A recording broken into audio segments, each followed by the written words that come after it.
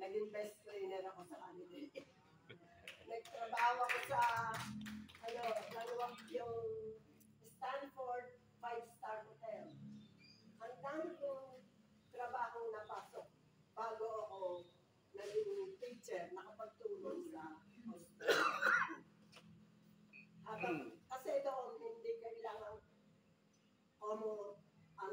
hindi ka gagawa ng ganun trabaho. Kailangan adapted ka sa lahat ng trabaho.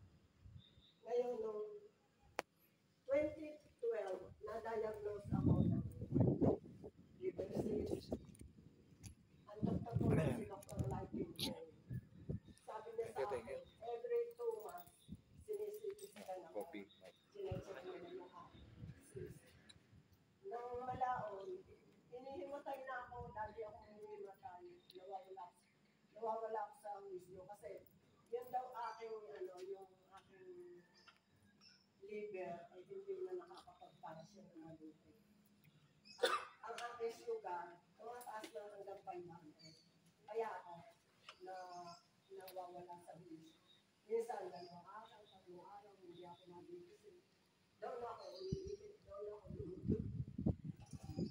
Noong 2016 naman, nangyari uli sa akin yung hinimatay ako, ng mga anak ko at saka yung aking mga apo.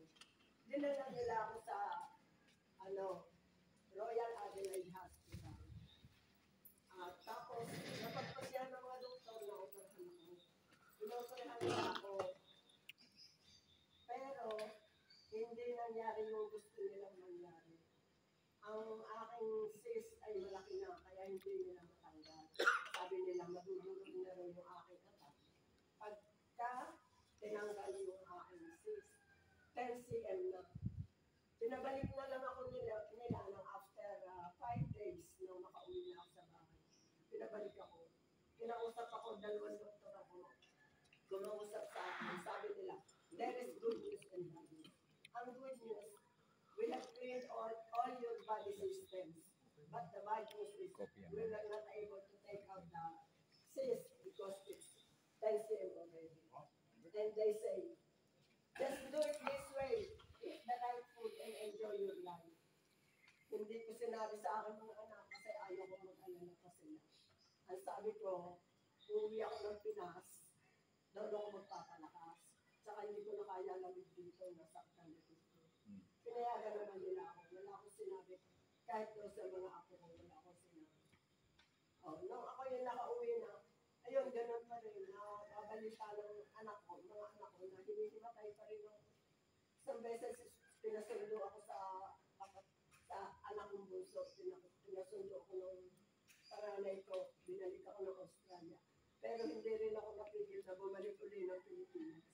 Sabi ko, basta babalik ako ng Pilipinas. Ayun. Sabi ko sa kanila,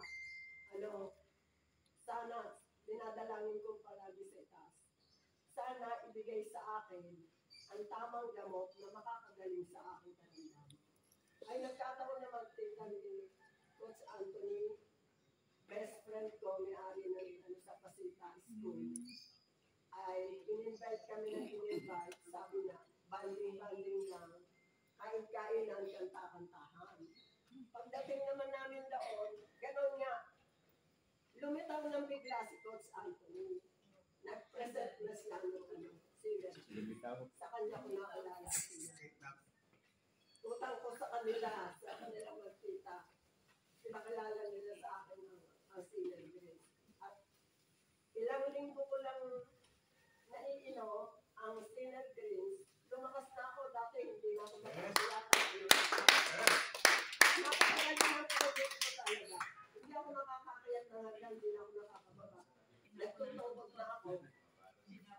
Tinapon ko na ito. Nakakatayo na ako. At kaya ako nandito ngayon. Gawa ng singer Grace. Napakagaling.